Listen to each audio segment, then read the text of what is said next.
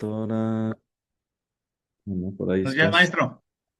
Hola, hola, Miguel. Bueno, esperamos que un minuto más y ya empezamos en lo que se terminan de conectar.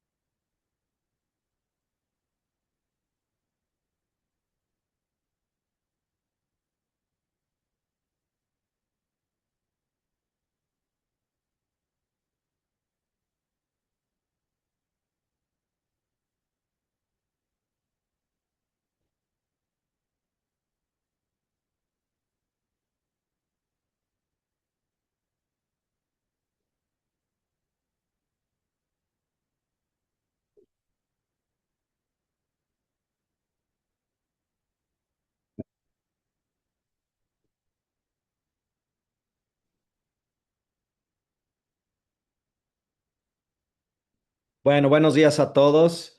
Vamos a empezar con el seminario correspondiente a la discusión de la clase que tiene que ver quizá con uno de los modelos de estudio que desde que somos estudiantes de medicina más nos llama la atención, el único modelo experimental de todos los que tenemos y que quizá cuando somos investigadores clínicos siempre soñamos con hacer uno de estos modelos. Eh, Sin embargo, bueno, pues es el que más reto tiene en el sentido de la logística que implica realizar un ensayo clínico aleatorizado, ¿no? Y bueno, pues quizá cuando entren, esperemos, a la maestría, pues todos vamos a querer hacer un ensayo clínico aleatorizado. Sin embargo, bueno, la realidad nos va a ir aterrizando porque implica mucha logística. Entonces, antes de pedir ejemplos, que por ahí le pedí a un par de ustedes que diseñaran sus protocolos como si fueran unos ensayos clínicos, quisiera para que todos tuviéramos los mismos conceptos de lo que se discutió en el videíto que por ahí les mostré, que me recordara, por favor, eh, cuáles son las características de un ensayo clínico en cuanto a su temporalidad, en cuanto a sus comparaciones y demás. ¿Alguien al azar?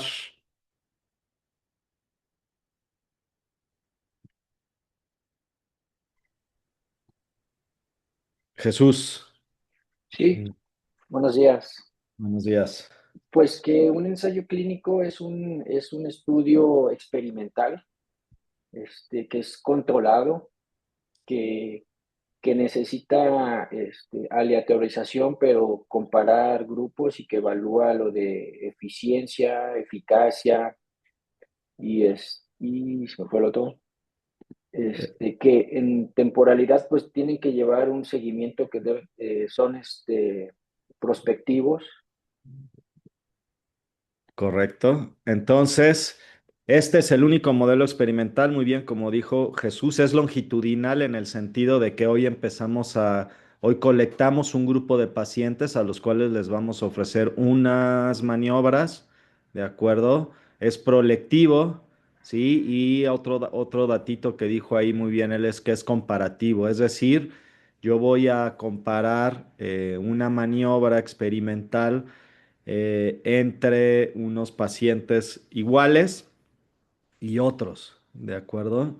Y la palabra que te faltó fue efectividad, ¿no? Entonces, aquí en cuanto a la relatividad de la comparación, recuerden, ahorita vamos a revisar estos términos de eficacia, efectividad y eficiencia. Y este es de los errores que yo veo más, Más o menos para que se den una idea del escenario donde yo trabajo, me llegan unos 400 protocolos a evaluación al año en este hospital. Y, eh, y sí hay mucha confusión entre lo que significa eficacia, efectividad y eficiencia. Y esto, pues ustedes que ya están tomando este diplomado, pues tienen que quedarles claro que no es lo mismo. ¿Alguien me puede decir las diferencias entre eficacia, efectividad y eficiencia? Brenda levantó su manita. Sí, buenos días. La eficacia es comparar el tratamiento nuevo contra el placebo Correcto. Ajá. y la Efectividad. actividad es, es el tratamiento nuevo contra el estándar. Por ejemplo, cuando se empezaron los estudios con warfarina y que llegó medicamentos como Rivaroxaban contra warfarina. ¿Es correcto? Y la eficiencia es llevarlo a la comunidad. Ese término me lo sé de memoria, pero no podría dar un ejemplo. Mira, ahí, por ejemplo, eso sucedió, por ejemplo, con la ranitidina, ¿no? Que le siguieron, ya era un medicamento que había pasado las pruebas de eficacia, efectividad, y cuando estaban viendo la eficiencia, tuvo algunos bemoles y ya lo retiraron del mercado. ¿Cómo se comporta el medicamento en mi comunidad? Eso sería eficiencia, que es lo que la mayoría de las personas, eh, de los ejemplos que le estaba poniendo ahorita de los estudios que recibo, no sé, eficiencia de el ocrelizumab en el tratamiento de los pacientes que tienen esclerosis múltiple, ¿no? Desde el término eficiencia, yo ya sé que lo único que quiere ver es cómo es la experiencia de la medicina en la población.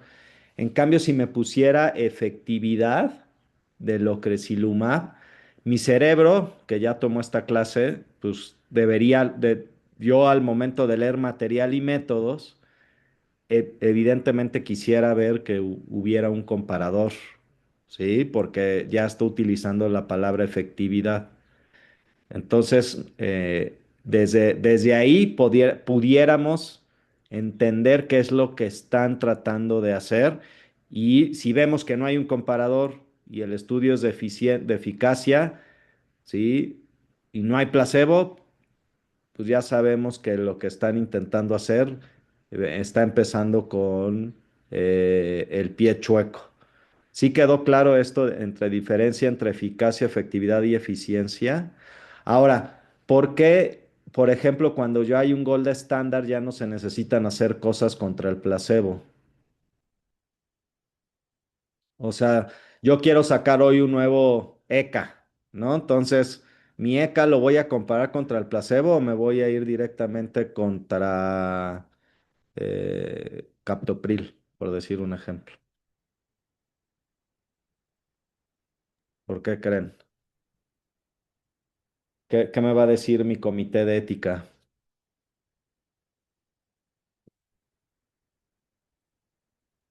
Pues que no, porque ya, si ya hay un gold standard, ¿por qué voy a experimentar dándole a un grupo de pacientes que yo sé que el tratamiento, que hay un comparador que es eficiente? ¿Por qué lo voy a llevar a un pasito atrás? ¿De acuerdo? Aquí en este tipo de estudios es donde los grupos evidentemente todos pasan por un comité de ética, pero en específico, la revisión de los consentimientos informados y los riesgos que corren los pacientes que son mayores al mínimo por estar en un grupo experimental, es cuando somos como más incisivos o nos fijamos en los últimos detalles para que no estemos cometiendo algún tipo de procedimiento que no va a beneficiar directamente al paciente. Bueno, entonces la siguiente pregunta que tengo, alguien que no sea ni Brenda ni Jesús, que ya vi que así vieron la clase en el video, ¿Me puede decir qué es eso de ciego, doble ciego, triple ciego? ¿Qué es una de las características de los ensayos clínicos?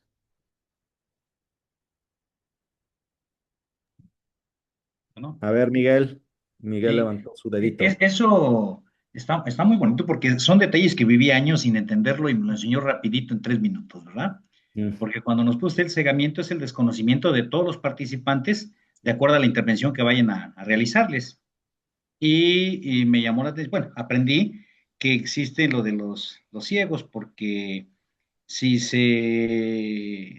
no lo sabe el investigador o el evaluador, que en este caso es el estudio de cegamiento, ese es el habitual, pero si en un momento dado el paciente o el que va a analizar el estudio tampoco conocen sobre la intervención, pues donde se conoce como ciego, doble ciego o triple ciego, fue lo que nos comentó. Y ok, esto es ciego es un ciego simple. ¿Quién es el que no conoce? el que investiga o el que en el No, momento va a evaluar, el paciente no lo sabe. ¿De él es acuerdo? el paciente, ajá, Y doble ciego, ni el paciente ni el investigador. ni el investigador. Y triple ciego. Paciente, investigador y el que analiza los datos. Es Ujú. correcto, ¿no? Entonces, Y nos hizo el comentario, esto, pero, esto pues evita, ¿sí? Sesgos, ¿no? Porque ujú, bueno, si los pacientes supieran que el sobrecito de color rosa es el que sí tiene las pastillas buenas y el sobrecito blanco es el que tiene las malas, pues o no lo van a seguir como debe ser, o unos sí se van a empezar a sentir a lo mejor en una sobreestimación del efecto de lo que hay, tan solo por un efecto placebo, ¿sí? Luego, si el investigador sabe que la medicina está en el sobrecito rosa y pues llega el papá de mi amigo al reclutarse, pues en vez de que yo le dé la 50-50 de chance de que esté en uno o en otro, pues mejor sabe que tomes este, que este es el bueno y eso pues no está bien, ¿no? Entonces, para evitar este tipo de cosas es lo que sucede con el cegamiento de la maniobra, ¿de acuerdo? Y cómo normalmente se asignan, pensemos en estas maniobras, cómo normalmente aleatorizamos. ¿Qué es eso de aleatorizar? Que es diferente al cegamiento.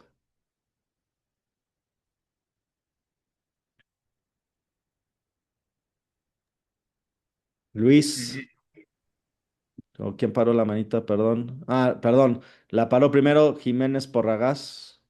Víctor Manuel. Hola, sí, Hola. en este caso la letrización puede ser una de las cosas que mencionaba es, existen aplicaciones o programas especiales que te van a aleatorizar o Ujú, simplemente al azar, por números, por apellidos, la forma más simple. Al final de ujú, cuentas, esta es la parte más mm, en que más se invierten los laboratorios para ujú. aleatorizar, ya que utilizan o se basan en programas, en lo que recuerdo, más que nada, y lo que leí.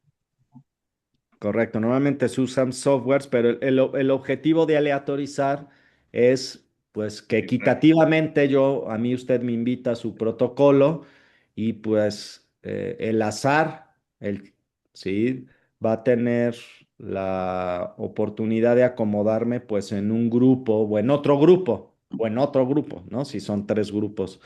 Y esto va a eliminar el sesgo de aplicación de la intervención, ¿no? Para que todos tengamos el mismo chance. Eso es lo éticamente justo, ¿no?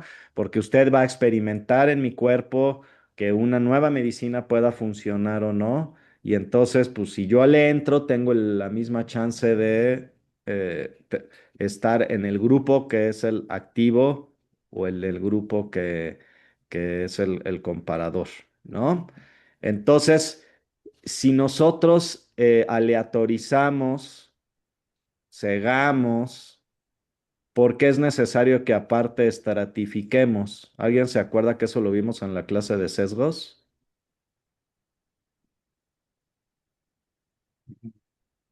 estratificar por edad. Correcto. O sea, nosotros, acuérdense que aquí estamos anticipando, esto viene en la planeación y para evitar el sesgo de susceptibilidad pronóstica. Yo a priori estoy buscando ciertas características que pueden influir en la respuesta de mi medicamento, por ejemplo, y a lo mejor ya habíamos dicho, no es lo mismo que en los adultos mayores, que en los jóvenes, que en los pacientes con obesidad, que en los pacientes con peso normal. Y a priori yo tengo una cuota. Luis, ¿quieres comentar algo? Veo tu manita levantada. Balcázar Rincón. Sí, de eso que comentaban Ah, de esto último, pues permite ujú. que la muestra sea más homogénea, que haya una homogeneidad en la muestra, que tengan características similares que nos permitan, ahora sí que los resultados poderlos, que sí sean comparados, ¿no? O sea, porque no es lo mismo decir, bueno, en este grupo estoy comparando, o sea, de pacientes mayores de 40 y en otros son menores de 40, pues no pudiera hacer una comparación equitativa, pudiera haber un sesgo porque hay factores que pueden influir, como la edad o alguna cosa. Entonces, eso hace que la muestra debe ser lo más homogénea posible. Correcto. Entonces, aquí debo de tener una cuota porque el azar es muy canijo y a lo mejor meto en un grupo a todos los jóvenes y en un grupo a todos los adultos mayores, ¿no? Entonces, si yo ya sé que tengo que estratificar aparte, voy a tener equidad en los grupos, ¿sí? Y la tabla uno de los ensayos clínicos, quiero la próxima vez que lean uno, ahorita si no voy a poner un ejemplo, tiene que tener, ¿sí? De las características basales en las que yo decidí estratificar, cómo está el grupo uno o el grupo 2 o el número de grupos, y ahí yo voy a hacer estadísticos donde voy a comparar, ¿sí? No sé, por ejemplo, la Ok. edad, y Ahorita que llegue ahí Paciole, la edad tiene que ser le no avisamos. significativa en la diferencia. ¿Eso qué significa? Que hay jóvenes y viejos en los dos grupos, que hay altos y chaparritos en los dos grupos, que hay normales y sobrepeso en los dos grupos, ¿de acuerdo? Entonces, la tabla uno de los ensayos clínicos normalmente contiene esta comparación entre los grupos, donde nosotros podemos observar que antes de que empezaron estaban repartidos de manera similar por todas las características que yo determiné de susceptibilidad pronóstica. Y bueno, nada más como estos son los ensayos que normalmente la industria va a nuestro consultorio y nos vende las medicinas, nos tiene que quedar claro cuál es la diferencia entre la fase uno, fase 2, fase 3 y fase 4 de los estudios farmacológicos. ¿Alguien me puede decir qué es fase uno?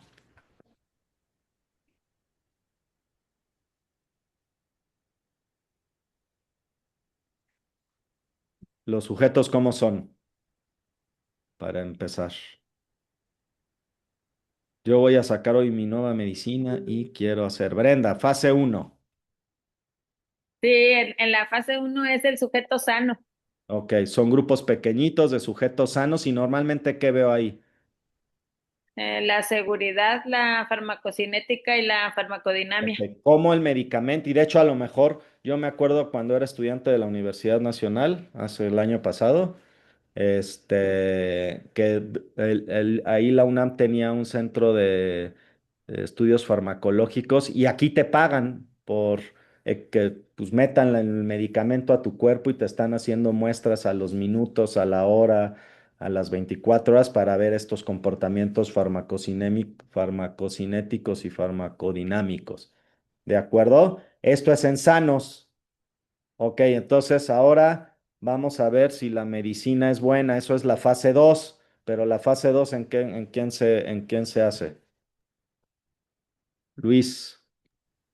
Sí, este se hace en un grupo de pacientes que tienen la enfermedad que quiero analizar y aquí voy a ver lo que es la eficacia y seguridad, es decir, si funciona para esa enfermedad y con qué seguridad se puede aplicar el tratamiento. Correcto. Entonces aquí lo que veo es eso y normalmente también empiezo a ver las dosis tope a las cuales no me debo, si funciona la medicina, no me debo pasar para finalmente poder hacer a lo que normalmente nos invita la industria a nosotros como clínicos, que son los estudios fase 3, que son los ensayos clínicos aleatorizados. ¿De acuerdo? Y aquí va a depender de si el objetivo es sacar un competidor nuevo, voy contra el placebo, sacar un competidor que ya tiene una sal similar, voy contra el gold standard, ¿sí? Y normalmente las diferencias que se esperan muchas veces son muy poquitas. Cuando la diferencia en una maniobra es muy poquita, necesito hacer poquitas o muchas observaciones. Muchas, ¿no? Si la diferencia es pequeñita, marginal, muchas observaciones. Y es por eso que en estos ensayos suelen ser de muchos centros, ¿de acuerdo? De pacientes de varios hospitales. Y bueno, finalmente la medicina sale a la luz, ¿sí? Y empieza a vivir su momento de aplicación en la comunidad y ahí empiezo a ver la eficiencia, incidencia de efectos adversos que en la población pequeñita, que eran los ensayos clínicos, no se presentaron y por eso las industrias tienen sus departamentos de farmacovigilancia, ¿no? Donde uno puede reportar efectos que pues no se habían visto y que probablemente puedan ser o no asociados al medicamento. ¿Ya quedó claro? Esto creo que es lo más importante. Recordar que yo puedo hacer distintos modelos para que por ejemplo, los pacientes puedan tener el beneficio de ser tratados con la sustancia experimental. Es decir, primero toman el placebo. Por ejemplo, yo entro a ese estudio, creo que es cruzado. A mí primero me toca el placebo, luego me toca el tratamiento activo, ¿sí? O viceversa, ¿no? Primero me toca el tratamiento activo y luego paso al placebo o a la sal comparadora y entonces me cruzo, ¿sí? Eso es un modelo que muchas veces para que a todos se les dé la oportunidad de recibir lo nuevo, pues se hace para que éticamente pues sea más amigable. Entonces, ahora sí, por ahí eh, le pedí por lo pronto a Jesús que la vez pasada que platicó de su estudio, creo que se puede montar perfectamente en un ensayo clínico y entonces ahora sí te cedo la voz para que nos platiques cómo podría ser un ensayo clínico tu estudio, ¿de acuerdo? Sí, ¿qué tal? Pues el título que tengo hasta ahorita de mi proyecto Ajá. es la incidencia de isquemia cerebral tardía y el desenlace funcional en los pacientes con hemorragia subaracnoidea neurismática tratados con el nimodipino intravenoso. Ok. El estado basal aquí es los pacientes con hemorragia subaracnoidea de origen aneurismático. Ajá. La, la intervención es el uso de nimodipino. El estudio surge porque, lo comentaba la vez pasada, institucionalmente, o sea, no está del todo bien decirlo así, pero bueno, es la realidad. Institucionalmente no tenemos el estándar de oro para el tratamiento que sería el nimodipino vía oral, que es el que tiene su nivel de evidencia 1A, pero tenemos nimodipino IV y hacemos una dosis bioequivalente a la vía enteral y esa dosis es la que damos a todos los pacientes con hemorragia subaracnoidea. Y surge la pregunta de qué tanta, bueno, aquí es como estar evaluando esa misma eficacia del nimodipino, pero en otra vía de administración, a través de la valoración de la isquemia cerebral tardía que desencadena el vasoespasmo y el desenlace funcional de los pacientes, para comparar lo posterior con lo que tenemos reportado en la literatura del medicamento enteral, porque en mi caso no lo podría comparar contra los de vía oral ya que no tenemos el medicamento.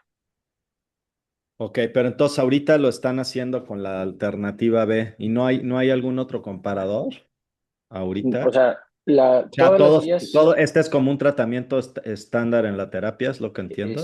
es estandarizado a todos los pacientes en lo absoluto que ingresen con hemorragia subaracnoidea. Ok, yo llego hoy con todo el dinero. Sí, pensemos eso. ¿Cómo Ujú. lo volverías lo super ideal? Pues ahora sí compararlo, hacer dos grupos control, uno con el nimodipino IV y otro grupo con el nimodipino vía oral. Y en Ok, los dos ya evaluar, en este caso, las complicaciones relacionadas al vasospasmo, que es lo que previene el nimodipino, que es la isquemia cerebral tardía. A la vez, pues mejorar el desenlace funcional de los pacientes. ok, pensemos que ya estamos, que tenemos las dos versiones de nimodipino, Ujú. ¿sí? Y yo te pido que me digas en tu flujograma cómo va a funcionar eh, este ensayo, ¿sí? Yo soy parte de tu equipo y me dices, bueno, pues ya tenemos el dinero, en el sobrecito uno están los orales, en el otro están los intravenosos, órale, ya llegó uno, ¿qué hago? ¿Cómo lo verías Sí, siendo claro. operacional? Primero ya, bueno, en el Ujú. protocolo ya he ido puliendo esas cosas en cuanto a establecer Ajá, los criterios de inclusión de cada ¿es quien. correcto? Ajá. Entonces, primero, también hay cosas que se tienen que hacer para evitar sesgos, porque no todas las hemorragias, por clasificación en escalas de la hemorragia subaracnoidea, no todo el grupo de hemorragias tienen el mismo riesgo de vasoespasmo. El principal riesgo está en los que son escala de Fisher modificada 3 y 4, por ejemplo. Ujú. A partir del 2, el uno casi no tiene riesgo de vasoespasmo o isquemia cerebral tardía, pero escala 2, 3 y 4 sí. Para empezar, tendrían que ser pacientes en esos grupos. Ok. Que, posterior a el clipaje en las primeras 24 o 48 horas, que es lo que se hace para evitar el resangrado. Ujú. Pero desde su ingreso se inicia el tratamiento con el calcio antagonista para disminuir el riesgo de la isquemia cerebral tardía. Y ahí sí ya la dosis se le pone tanto a los dos grupos control, al vía oral como el vía ¿Cómo intravenoso, cegarías la maniobra? O sea, pensando en el mundo ideal, ¿eh? teniendo los dos medicamentos. Ajá. ah, pues hacerlo conforme van ingresando uno y uno. Bueno, eso es cómo lo asignas, pero más bien cómo Ajá. cegas, para que nadie sepa, a lo mejor. Bueno, es que aquí Ah, entra la ajá. logística por el tipo de medicamento. O sea, uno tiene que Ah, ser vía oral y el otro IV. ok, perfecto. Entonces, al que lo administra, ¿lo puede cegar? Pues a menos que No, no se puede, eh, ¿no? O no. sea, porque al que se lo pone no lo puede cegar, ¿estás de acuerdo? No, porque obviamente sabe qué vía es cuál. Ok, pero tú, doctor Ponce, puedes estar, si el paciente sí pudiera estar, uno, porque pues el paciente técnicamente para este específico fármaco en este momento está inconsciente, entiendo, ¿no? O sea, Sí, seguramente está sedado, ¿no? así Eh, es. eh, el administrador El, no se puede cegar, pero tú como investigador pudieras estar cegado. mm, pues es que aquí sí es complicado. Bueno, no veo cómo, porque no Sí. podría. ¿Quién es el único que sí pudiera estar cegado? El paciente El paciente y y el que analiza. el que O el, analiza. Tú al final le vas a dar los datos. Mira, este es el exacto, grupo A y este es el así grupo es. B. Es Estas son las correcto, divisiones que se hicieron, ¿sí? así es. Y bueno, aquí, aquí dice usar el doble domi. Brenda, ¿Y pudiera cómo? ser, pero creo que la logística, digo, si fuera patrocinado por la industria, puede ser para que el investigador estuviera cegado, ¿sí? El Ujú. paciente, en esta enfermedad que está muy particular, pues no va a estar ciego siempre porque pues no tiene Sí, conciencia, ¿no? así Eh, es. Pero bueno, sí pudiera ser que exista una logística de tener una pastillita placebo versus un suero placebo y Ujú. que se les aplique a los dos y tú no sepas, o sea, que se haga la logística de Sí, sí se puede, el ¿no? Haciendo, maquillaje, ¿no? Que así eso es es un lo que es. falso medicamento IV, un falso vía oral. ¿Qué es lo que es el DOMI?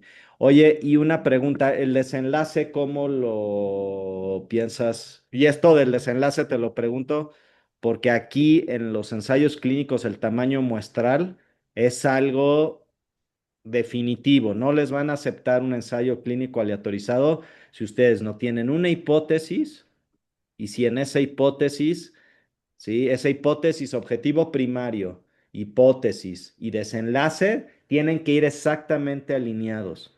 Uno en forma de pregunta, el otro va en forma de el objetivo y el otro se basa en lo que en la pregunta. Si yo quiero bajar en un medicamento 5% la presión o la diferencia de medias entre un medicamento y otro, ¿sí? Aquí y te lo digo para hacer el ejemplo y que Sí. veamos cómo calcularíamos el tamaño de muestra. Les voy a mostrar aquí un programita. El desenlace, bueno, es medido por la escala de ranking modificada. Darle seguimiento del alta hasta los 90 días. Ok, entonces tú lo que quisieras ver es que el ranking esté bien a los 90 días en ambos grupos, ¿no? Así es, Ok, compararlos ya en ambos. el ranking normalmente, perdóname, no soy tan experto, recuérdame, ¿cómo lo agrupan en leve, moderado, severo? ¿O es la puntuación total? ¿O No, usan sí, los dos? va de 0 a 6 con pacientes sin síntomas, con discapacidad significativa, discapacidad leve, moderada o ya una discapacidad moderadamente grave o grave, dependiendo la forma en la que hace sus actividades cotidianas. Y se Ok, mide así, o sea, por grado. ok, pero a la hora de que lo agrupan, no hay una agrupación, no hay algo, no. O Ah, como en una tablita, la pregunta es, en sí, una tablita le sí es una, ponen, quedó 5 más menos uno, usan desviación estándar, usan rango, sí, cómo sí, o sea, porque agrupar. todo el paciente, dependiendo sus limitaciones físicas y de asistencia, por ejemplo, para sus actividades, se le da una puntuación. Sí, sí, Y eso lo ya, entiendo, pero a lo que me ajá, refiero, Jesús, es al final yo tengo 50 y 50 pacientes y sí, yo quiero ver la comparación entre el ranking antes y después. sí, claro, Para hacer la comparación matemática necesito agrupar esos resultados. sí, entiendo. Cómo es lo que normalmente se usa en el ranking? ¿Utilizan el promedio, la desviación con desviación estándar o la Con mediana con des- mínimos y máximos o Cuando con yo ambos? lo busqué en la manera de evaluarlo, sería como una variable ordinal, pero sería, ¿cómo explicarlo? O Hay un sea, porcentaje de mejoría que sería yo un creo que es orden. el promedio más la desviación, porque sería de 0 a 2, por ejemplo, contra el grupo que salió de 3 a 6. Ok. ¿Qué puso Brenda aquí? Perdón. ¿Nos puede explicar cómo se obtiene la desviación estándar? No, no, eh, ahorita les doy. Eso no se los ha explicado Ofo. Ofo es amante de la desviación estándar, ¿no? Bueno, es Todavía una no lo fórmula vemos. que no es motivo de esta clase, pero ahorita déjenme poner el pizarroncito, déjenme ver, porque no soy tan experto como Ofo en el manejo del pizarroncito. Post Tools. Pero lo que les quiero enseñar del tamaño muestral, se los voy a compartir. Yo utilizo una aplicación de acceso gratis que se llama OpenEpi. Esto está en el internet, ¿de acuerdo? Y aquí ustedes van a tener en la pestaña del lado izquierdo lo que viene siendo tamaño muestral, ¿no?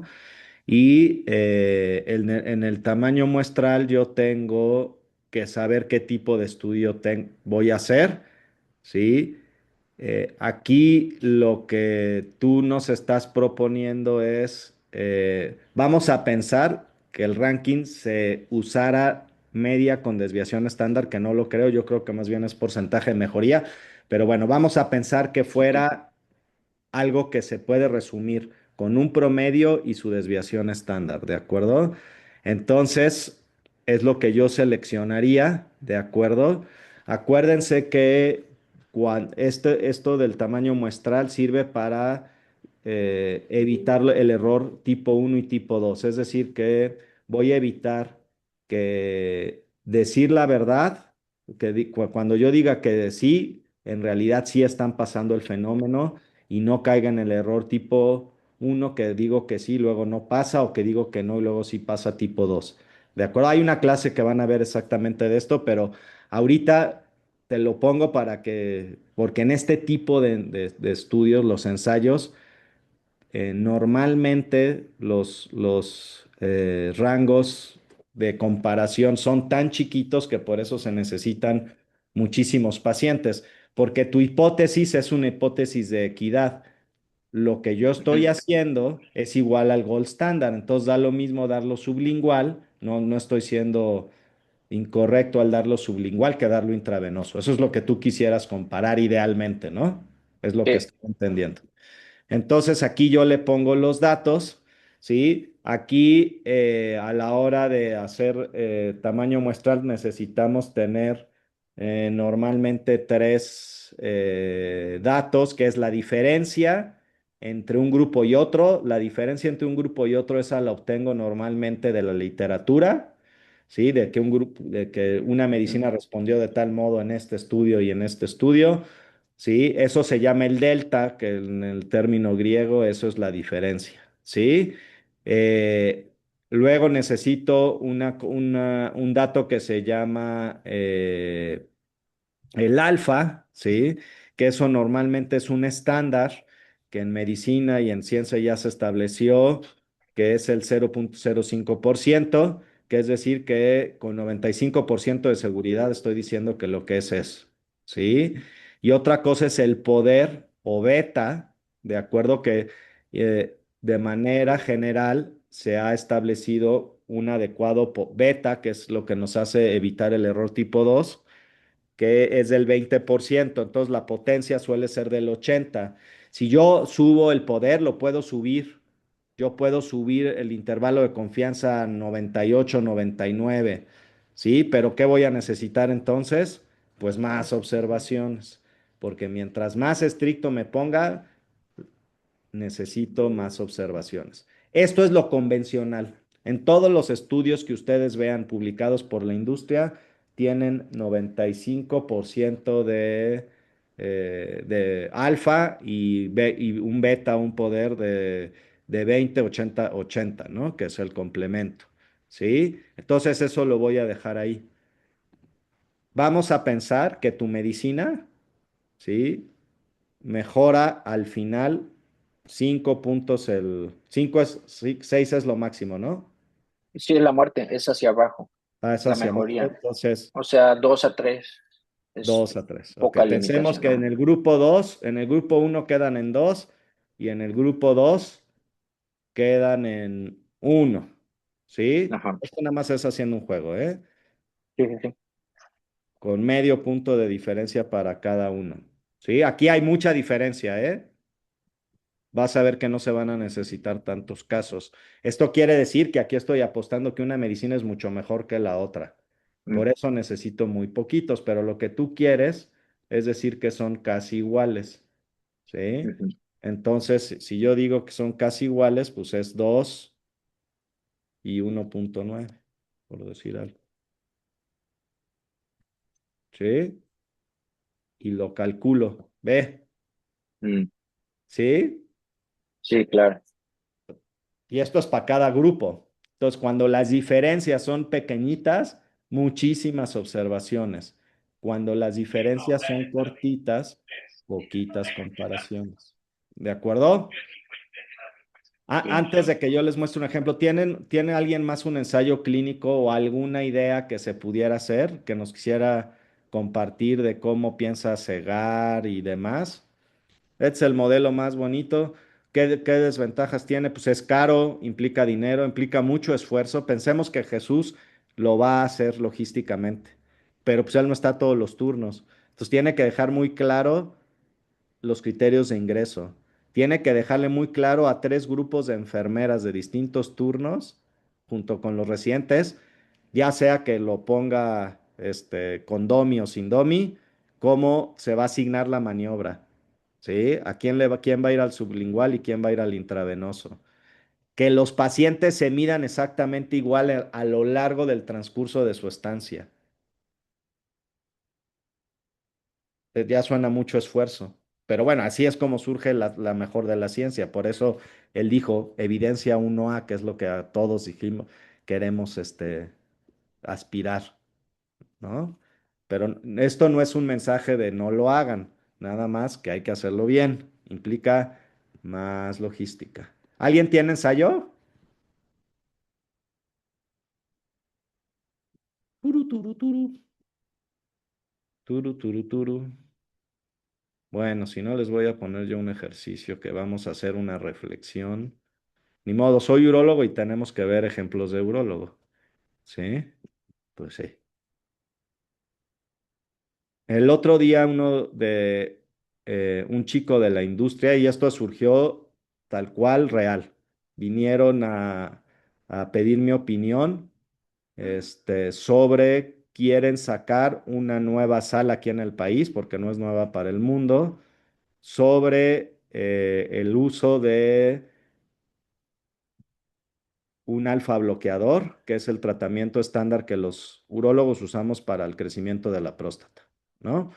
Estos medicamentos existen desde hace más de 30 años en el mercado, pero ahora quieren traer el nuevo que sí nos va a salvar de los síntomas prostáticos. Eso es así como me lo vendieron a mí. Y entonces, yo no sé si ustedes sepan que ellos nos tienen categorizados por colores a los médicos. Hay médicos que son, esto es algo de una estrategia de marketing, yo no lo sabía, pero nos categorizan por colores dependiendo de qué tan profunda tiene que ser la visita en cuanto al punto de vista científico y cómo hablarle al médico, porque habemos gente como el doctor Moreno, que es rojo, en el sentido de que lee, se cuestiona y está preparado en este tipo de cosas. Aunque no lo crean, para la industria eso es distinto, porque no es lo mismo que el representante llegue y te intente vender paletas y tú digas, oye, pero ¿por qué es roja? Cuando otro puede tomar la paleta y decir, oye, está buenísima, qué buena paleta, ¿a dónde me vas a llevar a comer? ¿No? Que hay muchos de esos colegas, ¿no? ¿Quieres que recete paletas? Perfecto, bueno. ¿Y dónde son las hamburguesas hoy? ¿No? ¿Sí me explico? Entonces, yo espero que ustedes se vuelvan de estos que digan, oye, pues hay ok, un nuevo vasopresor, digo, un nuevo antihipertensivo para el manejo de las hemorragias. Sale, enséñame tu ensayo clínico aleatorizado. ¿Mi ensayo qué? De eso se trata este tipo de... Así veo mi formación como médico, antes y después de haber conocido por el destino el CAIC, porque estaba así y me hizo así. Entonces yo le dije, sale, amigo, yo le doy el beneficio de la duda, ¿de acuerdo? Entonces, necesito que usted me traiga evidencia científica de que lo que usted me está diciendo es cierto, porque usted está diciendo que este es el bueno, que va a venir a cambiar el paradigma de recetar siempre tamsulosina a los pacientes. Y me dijo, sí, doctor, yo se lo traigo, va a ver que sí. Pobre chico, pobre, pobre, porque sí le fue un poco mal cuando ya regresó con el estudio, porque el doctor Moreno se obsesionó un poco con ese estudio y este y bueno, pues aquí les voy a presentar lo que él me trajo, que es Me dijo, doctor, es que se publicó en el European Urology, que es pues, la revista más citada en la urología. ¿De acuerdo? Acuérdense que esto puede pasar en el New England, que yo sé que muchos leen New England también. Eh, Entonces, lo primero que hay que hacer estos son tips prácticos. Si él me está diciendo que esta es la nueva medicina del planeta contra el gold standard que tenemos, yo necesito que me traiga un estudio de eficiencia, efectividad o eficacia, según lo que hemos platicado. Necesita, ¿Cómo es la pregunta, perdón, doctor?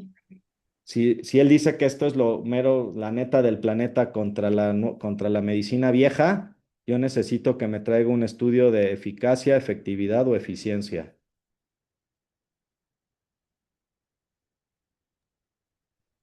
Pues Algo efectividad porque sería correcto. contra el gol estándar.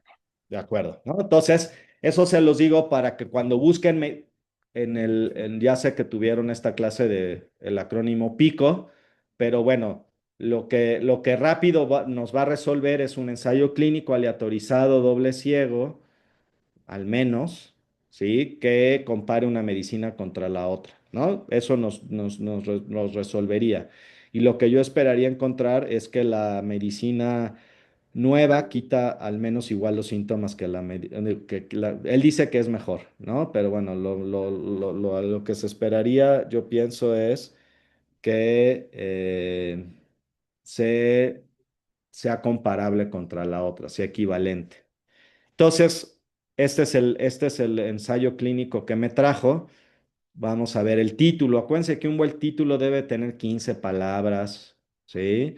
Y debe estar en estado basal, maniobra y desenlace, que claramente es el acrónimo PICO. P, la población, hombres con hiperplasia, como ven aquí, y la intervención me dice que esta es la nueva sal, este es el nombre de la nueva sal. El comparador, aquí me dice que es placebo, pero también me pone junto, perdón, una palabra que dice active control.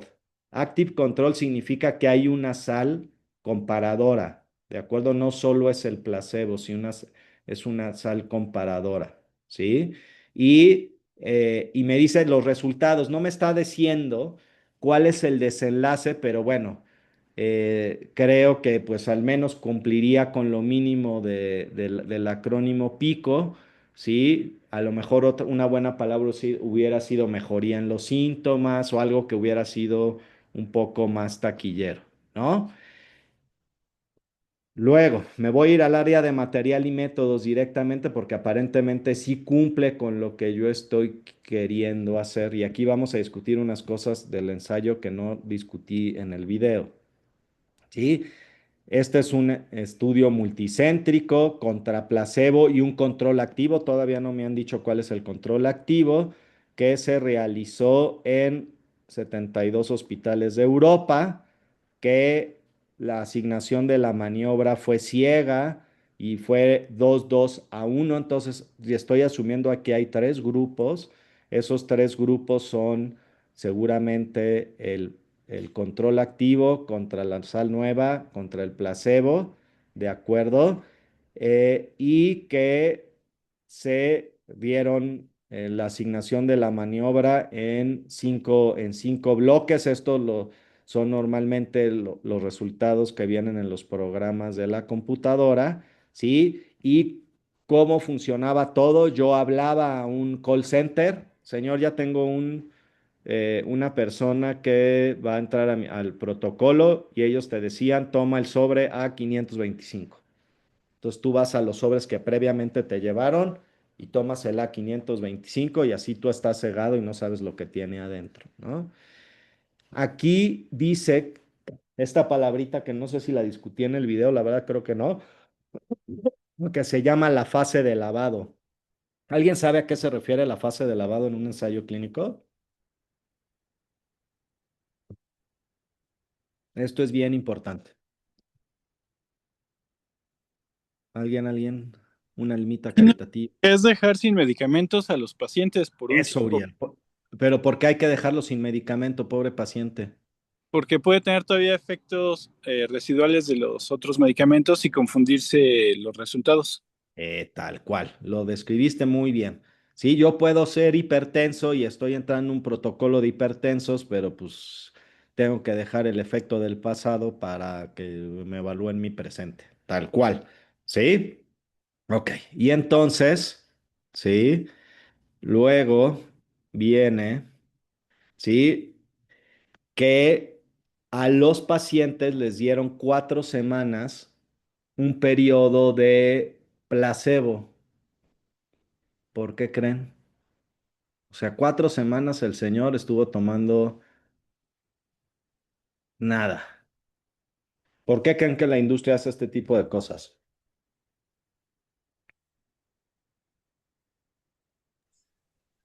Por lo que ¿Cómo? comentaba, el periodo de lavado.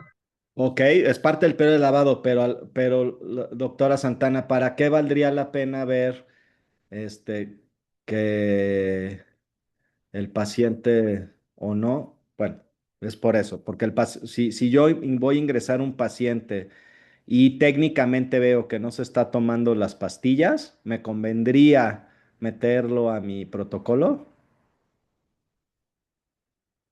Digo, esta es una apuesta porque creemos que se está tomando las pastillas, ¿no? No depende de ti, tú le das el sobre y se va. ¿Sí? Entonces, esto lo hace la industria para saber si el paciente va a estar comprometido con estar viniendo las mediciones y si se está o no tomando, si te regresa y te dice, mire, doctor, aquí están todas sus pastillitas, pues ese mejor no lo incluyo porque ¿para qué apuesto con un señor que no va a llevar apego terapéutico? ¿De acuerdo? Esto va a ser muy común que lo vean en los ensayos clínicos, este tipo de algoritmos, ¿de acuerdo? Este tipo de algoritmos lo que nos va a decir, ¿sí? Es a qué pacientes finalmente yo incluí, ¿de acuerdo? Aquí hice screening de 1200, entraron y salieron de la fase de lavado estos porque no quisieron, porque ya se hartaron, porque a lo mejor los síntomas se les empeoraron. ¿Sí? Y entonces decidieron no seguir y finalmente yo aleatorizo este grupo a 3 brazos que nos habían dicho en proporción 2, 2 a 1, ¿de acuerdo? Y luego, ¿sí? Eh, Veo cuántos llegaron a la meta. Acuérdense que aquí en los ensayos clínicos, normalmente cuando hacemos el cálculo del tamaño de muestra, también otro tip es sobreestimar 10% la población, porque es común que en los ensayos clínicos la gente se pierda, ¿sí? Y es común, dependiendo de la longitud del ensayo, que cerca del 10% de la gente no llegue a la meta. Pero si yo ya la sobreestimé, voy a hacer que mis datos no se vuelvan inestables. Entonces, esto es un fenómeno que también lo van a leer en el área de cálculo del tamaño de la muestra de los ensayos, que sobreestimaron el 10% para que cuando hagan el análisis final no, no haya problema por ese 10% que se perdió. ¿De acuerdo? Que es lo que nos están diciendo aquí. Al menos arriba del 90% de la gente llegó al final, entonces estuvo bastante bien llevado al tiempo la pérdida de los pacientes, ¿de acuerdo? Y aquí viene, ¿sí? Una pregunta. ¿Alguien leyó eso de intención a tratarlo por protocolo? ¿A qué se refiere? Porque esto sí lo van a estar viendo mucho, mucho, mucho, mucho en los ensayos clínicos.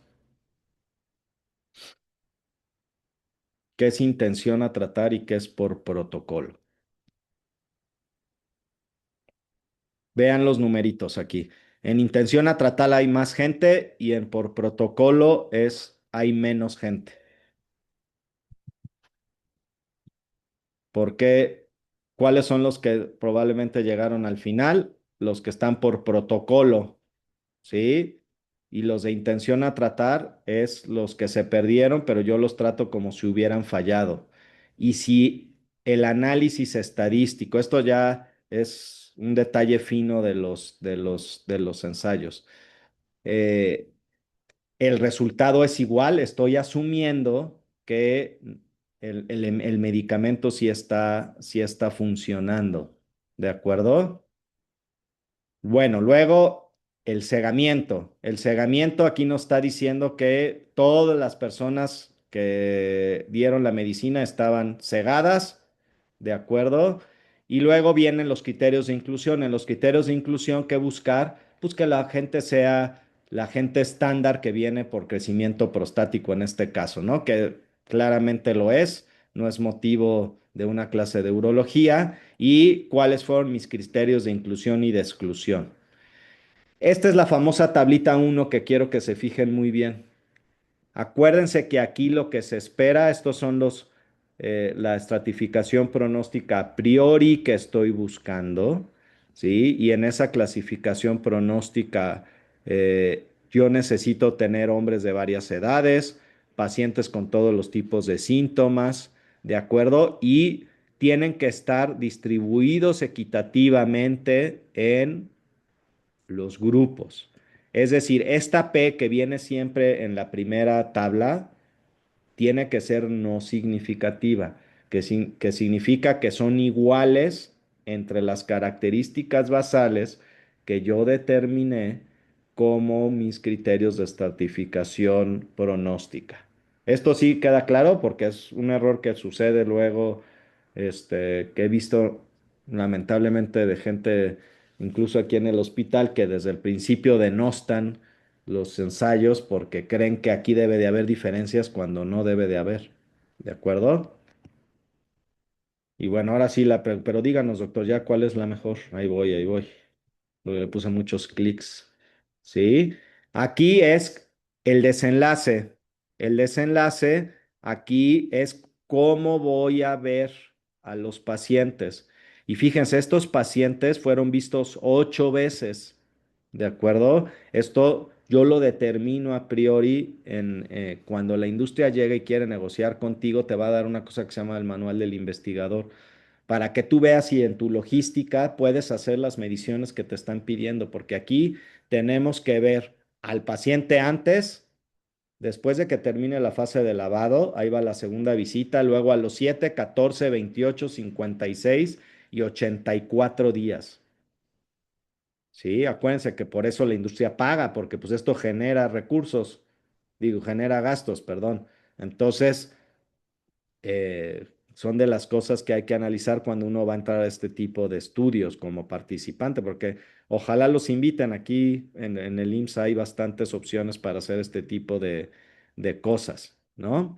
Y el desenlace principal es con un cuestionario, en este caso que está bien, es lo que usamos los urólogos para ver si los síntomas, así como Jesús está usando el ranking, aquí nosotros usamos una cosa que se llama el IPSS, es lo que se esperaría basado en la experiencia y en la literatura. Y lo que quiero ver es el inicio y al final de este cuestionario, cuántos puntos bajó. Aquí como el ranking, lo importante es bajar de categoría, ¿no? Y bueno, eso es lo del desenlace y viene lo del tamaño muestral. Fíjense que siempre debe de tener tamaño muestral. He visto muchos ensayos publicados en buenas revistas que esta área no, o sea, no la aceptan. Acuérdense que para esto pues hay guías internacionales. En el caso de los ensayos son las guías Consort, que viene eso sí en el videíto, y es una exigencia para republicar en una buena revista que debe tener el tamaño muestral. Y aquí nos están diciendo, y este fue un error del representante que me visitó por no saber esto, que lo que ellos estaban buscando era no inferioridad. Si un ensayo está buscando no inferioridad, está diciendo que lo que quiere finalmente es que una medicina es opción A mejor a la otra, opción B peor a la otra, opción B, C igual a la otra. Si es no inferior, que estoy diciendo que quiero, ¿Igual a la otra? igual a la otra, doctora Santana. Gracias, que sí me está escuchando.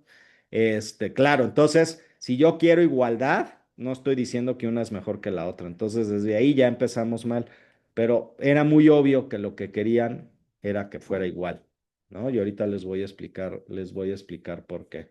Y fíjense cómo viene el endpoint. ¿Sí? El endpoint significa el desenlace, tiene que estar medido porque las fórmulas matemáticas, eso es lo que utilizan, ¿sí? Números, ¿sí? Yo puedo decir en el ranking que baja una media o que baja un porcentaje de puntos con respecto a una escala contra la otra. Estoy diciendo lo mismo, que mejora o empeora, pero de dos modos distintos, una a través de números proporcionales y otra a través de números absolutos. ¿Sí me expliqué?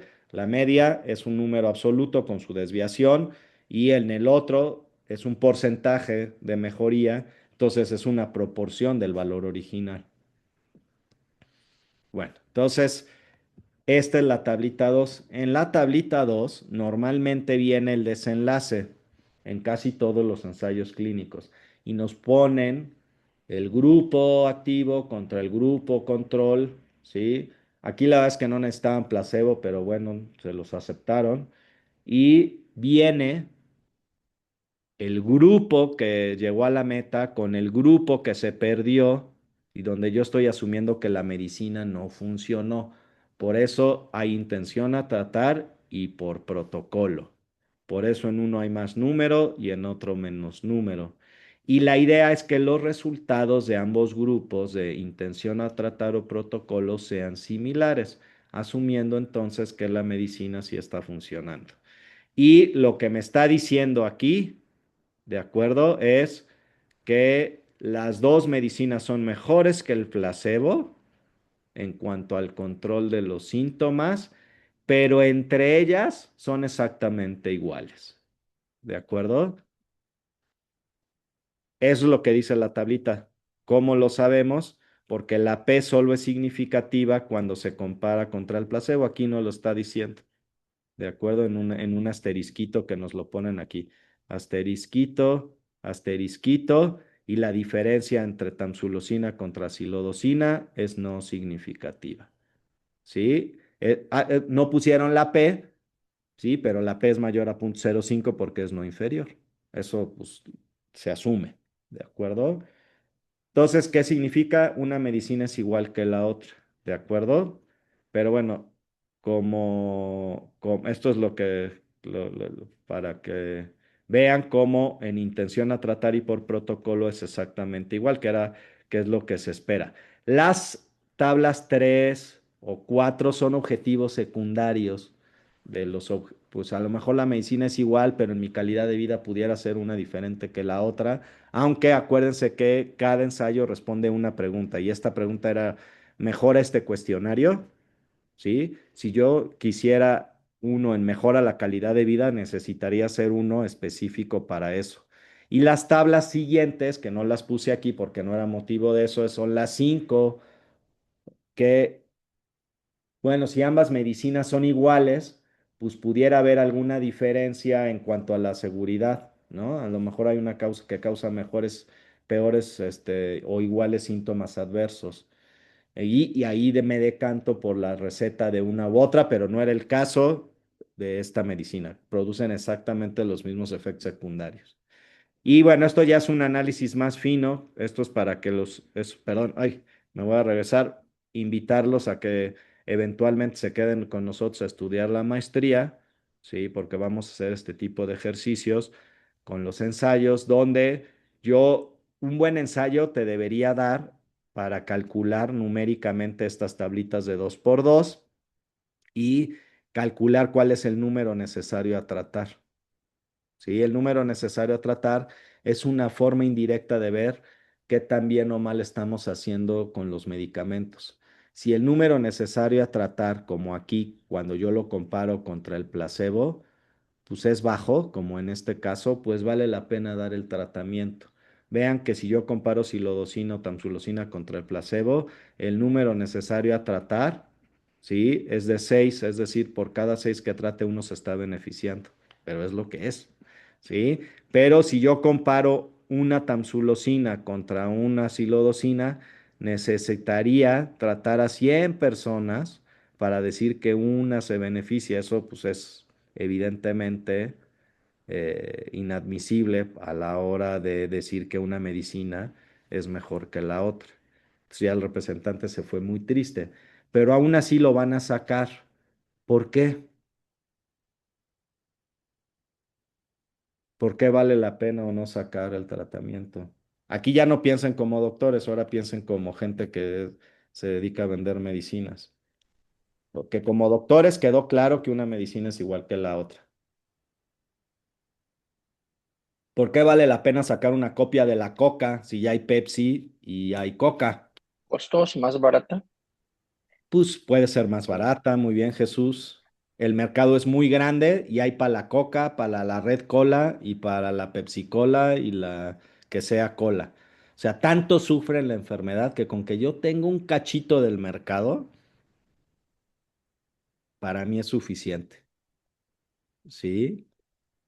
Y muchas veces pasa esto que nosotros mismos caemos en el juego y decimos, bueno, pues sabemos que es igual, pero a lo mejor el paciente sí puede googlear que es uno nuevo, aunque no es uno nuevo.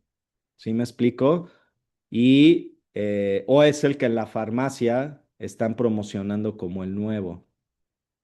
Puedes, puede ser más barato, Ofo. Ay, Ofo, entraste. ¿A qué horas entraste, amigo Ofo? ¿Tú crees que si tú fueras a sacar una medicina sea más barata como la Red Cola? Por lo menos tengo que recuperar la inversión. Sí, sí, sí, yo creo que sí, yo creo que sí, fíjate que que sobre todo pensando en el IMSS, entonces tú debes de tener opciones, porque qué tal que alguien te queda mal con algún producto y te quedas sin medicamento, entonces tienes que tener el medicamento A, B, y C y D, ¿no? Entonces, pues sí, son opciones de tratamiento, ¿no? O sea, ojalá que fuera mejor, pero si no es mejor, por lo menos tener otra opción, no me parece, no me parece La mal. idea. Sí, Pero fíjate que, George, perdón que tome la palabra, no, no.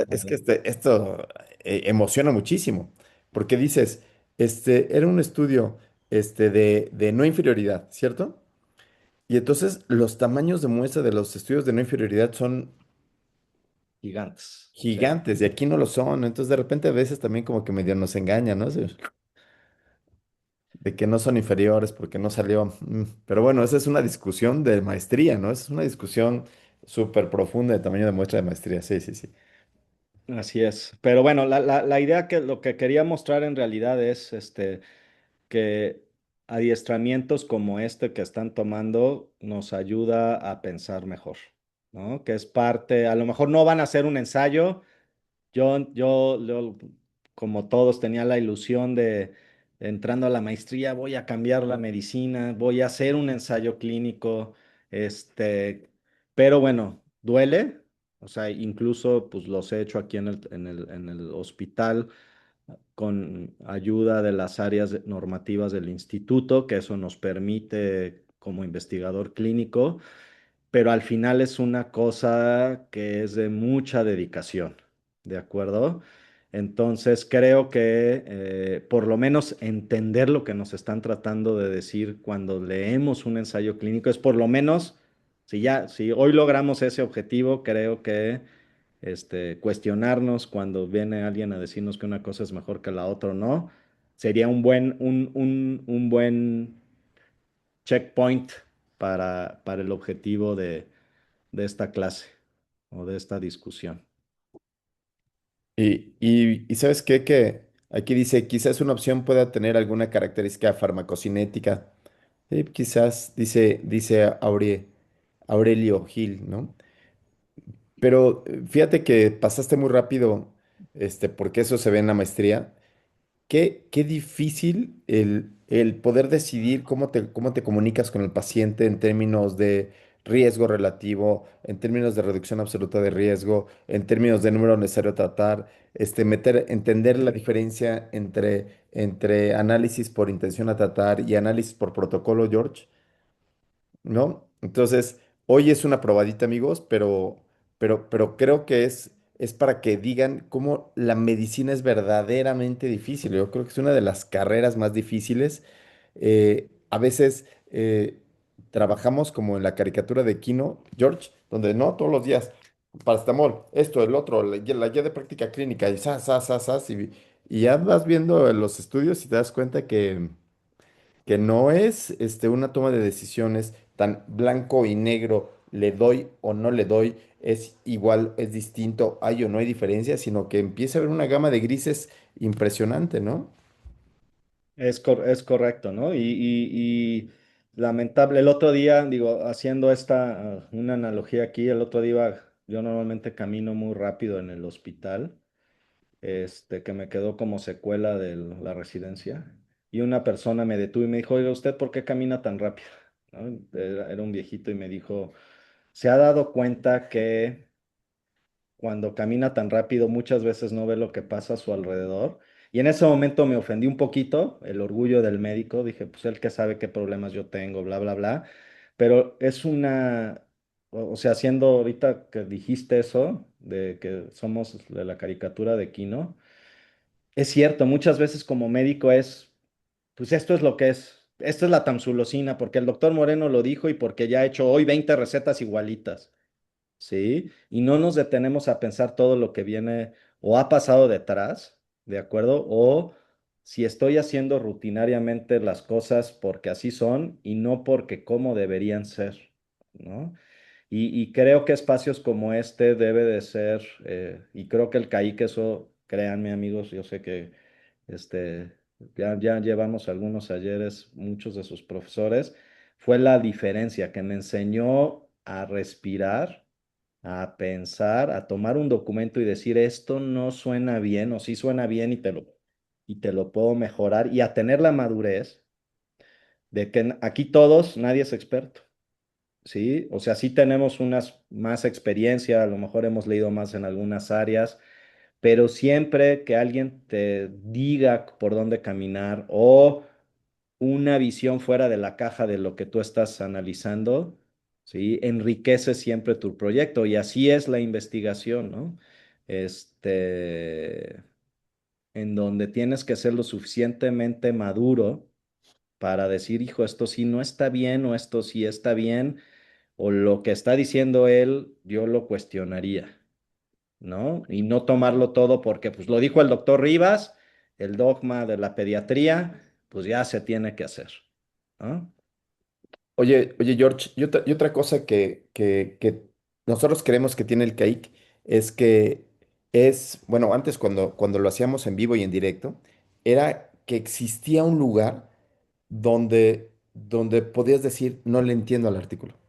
¿No? O sea, esta parte donde hemos leído un montón de artículos, si llegas ahí a intentar decir, ¿sabes qué? No entiendo este modelo, no entiendo qué es ITT, por qué salen unos números y aclararlo entre nosotros, o sea, platicarlo entre nosotros, decir, mira, viene de aquí, de acá, o no lo sé, pero aquí está el artículo. Yo creo que eso es algo importante, tener como estos cuartos de escape. O sea, a mí me gustaría mucho que este diplomado, no sé si alguien quisiera tomar la palabra, también pudiera ser, querido Miguel, doctor Huitrón, Jesús, este cuarto de escape donde tú dices, ¿sabes qué? Yo soy especialista, mano. Tengo allá afuera, ¿sabes qué tengo afuera? Fila para verme. Para verme, ¿sabes qué están haciendo? ¿No? Me están esperando para que yo los atienda. Pero, pero en la intimidad, en esto que no se va a grabar y nadie lo va a ver, absolutamente nadie en el mundo, pero en la intimidad podemos decir, ¿sabes qué? Que no le entiendo cómo funciona, ¿no? En la intimidad tenemos esta circunstancia de no había diferencias, pero ¿sabes qué? Que es como Iris, es como la metformina y la fenformina cuando llegó. O sea, la metformina llegó a reemplazar a la fenformina porque Roche perdió la patente de fenformina y metió un nuevo medicamento que era exactamente igual que el otro. Y dijo que era poquito mejor porque tenía mayor tolerancia. Bullshit. No tenía mejor tolerancia la metformina, cae como patada de mula. Lupita, cae como patada de... Y la fenformina no. Y entonces, si no pensamos, si no logramos entender, ponernos en los pies del paciente, lograr entender qué es lo que está pasando, nos podemos dejar guiar por la ola de lo que quieran, ¿eh? La ola de la industria farmacéutica, dice George. Y que empieza la ola del repre, de la industria farmacéutica. Iris, me vas a creer esto. La ola de lo que hace Lupita. Si Lupita le da, yo también, ¿no? Ay, pues aquí le damos. Biometría en mi hospital, George. Ya sé que en especialidades no, pero en el hospital de pediatría, cuando llegaban los ingresos, iba pasando alguien y le tomaba biometría química sanguínea, electrolitos séricos, Centro Medical Special. Yo sé que ustedes ya no lo hacen, ¿no? Ya no gastan recursos porque George es el jefe de enseñanza y va a buscar cuál fue tu sospecha diagnóstica, ¿no? Pero acá en Centro Médico, en el Hospital de Pediatría, seguimos haciendo lo que nosotros hacen. Lo que hacen los repres, lo que hacen lo que dicen los laboratorios, lo que dicen los comerciales, lo que dicen mis compañeros, lo que dice la gente. Y entonces yo quisiera hacer mi propio camino, ¿no? Yo quisiera tomar mis propias decisiones. No me gusta que me digan qué comer cuando voy al restaurante. Yo quiero decidir. Pero cuando te das cuenta que tienes que preguntar de qué está hecho el mole, ¿no? Oye, ¿y este qué lleva? ¿Y este qué compuestos lleva? Y no entiendes nada, es cuando decides venir aquí. Y entonces, este es lo que queremos que sea su lugar seguro para que ustedes nos digan, George, no entendí ni más qué es intención a tratar. George, de verdad que no comprendo de dónde sale el número necesario a tratar. ¿Es mejor el número necesario a tratar que la reducción absoluta de riesgo? ¿No? Entonces, aquí es donde, ¿te acuerdas cómo jugábamos, George? En la mesa grande y incluso jugábamos con hacer matemáticas, o sea, jugábamos con a ver, ¿no? ¿Cuánto es la suma de 35 más 12, ¿no? Y empezábamos a toser, empezamos a echar a andar algunas áreas del cerebro que creo que habían quedado guardadas porque mandábamos química sanguínea, electrolitos séricos, biometría hemática, y si estamos en la privada, química sanguínea de cuántos elementos es lo que le dan, démela toda, De ¿no? 57. De 57, ¿no? Sí, Iris, sí, sí, Hasta además, hasta de lo que haya, ¿no? O sea, kriptonita en este, orina. No, es cierto. Oye, me da mucha risa porque yo soy pediatra y me llegan con tamiz metabólico ampliado, ¿no? O sea, me ataco de la risa y les digo, ¿por qué le pidieron eso? ¿Quién en su sano juicio le pide tamiz metabólico ampliado? Solo podemos tratar 6 enfermedades, solo 6. Las otras las vemos. ¿Y qué crees, George? La industria que nos dice, pídeselo ampliado con todo, pídele la torta con jamón y con queso y con todo. Exacto, con aguacate, ¿no, Iris? Exactamente. Entonces, creo que para eso es este camino. Y bueno, les Así damos es. la palabra a ustedes. Nosotros estamos emocionados porque nos encanta, doctor Huitrón, Iris, Jesús, no sé si tengan dudas. ¿Algún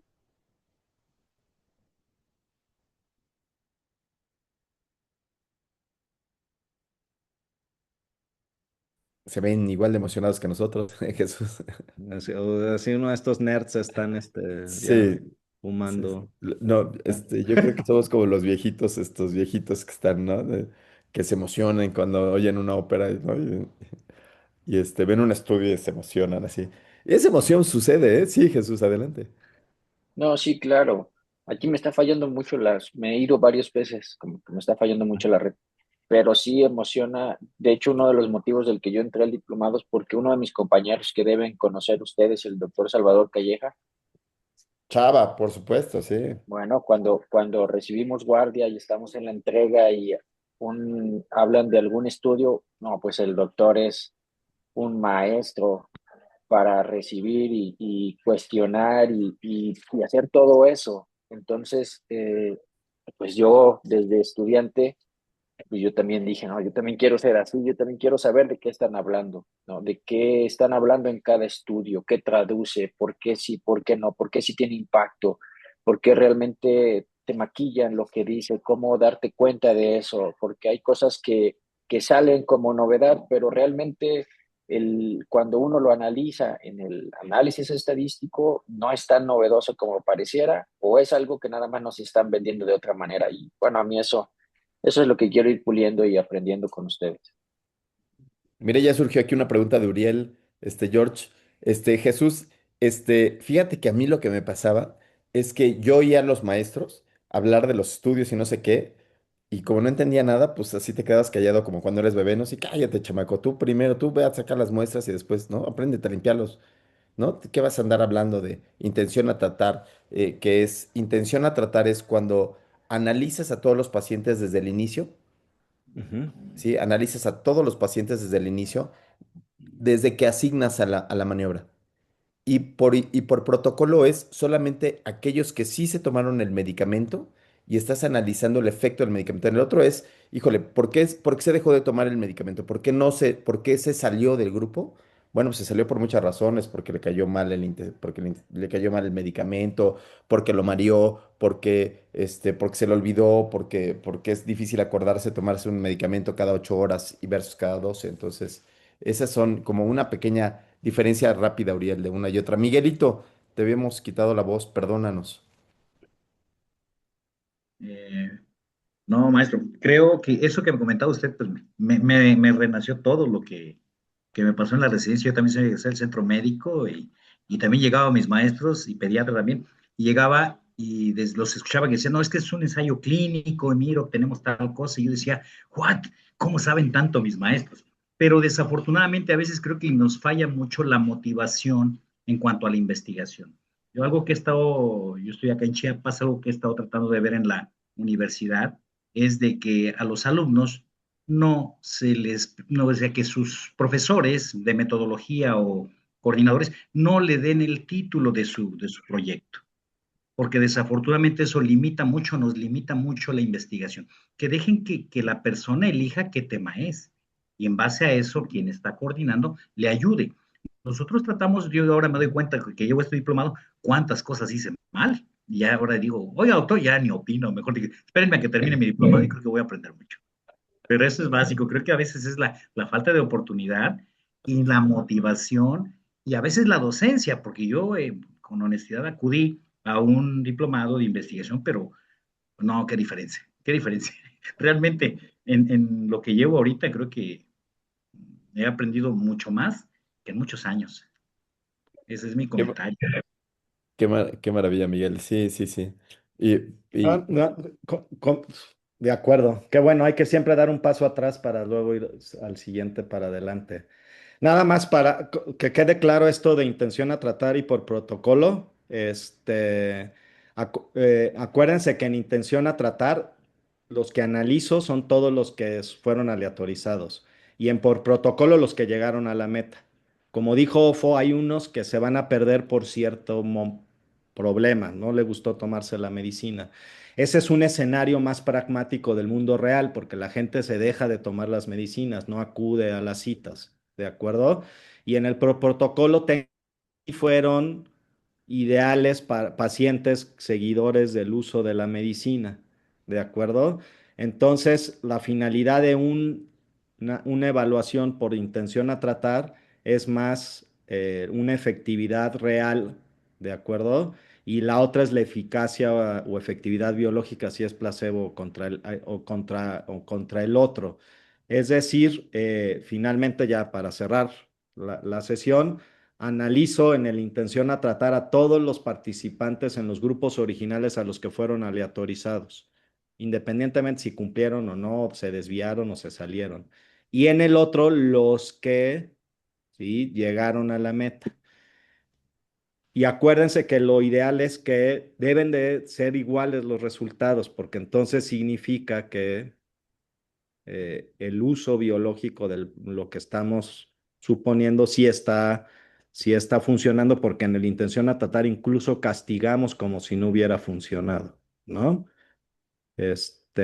Aquí pusieron otra preguntita, pero no la alcancé a leer rapidísimo. Listo de registro de asistencia. dice Iris, es Iris que habló hace rato, dice, sé que no viene al caso de la clase, Ajá. pero toda esta información que se pierde, retomando el seminario de investigación de ayer, ahí está la importancia de los estudios cualitativos, sin duda. Claro, sí, el seminario de ayer que hablaba de estudios cualitativos, y para nosotros también nos explota la cabeza, o sea, es una explosión de todas las posibilidades en donde yo lo veo padrísimo, Iris. Yo veo que esta carrera de medicina no se acaba, como nos lo dijeron, pero no se acaba porque profundizamos y encontramos cosas cada vez más bonitas. Incluso yo creo que conforme avanzamos aprendiendo junto con la investigación y de las distintas áreas, yo creo, George, Noé, no sé lo que digan, yo creo que nos volvemos mejores médicos.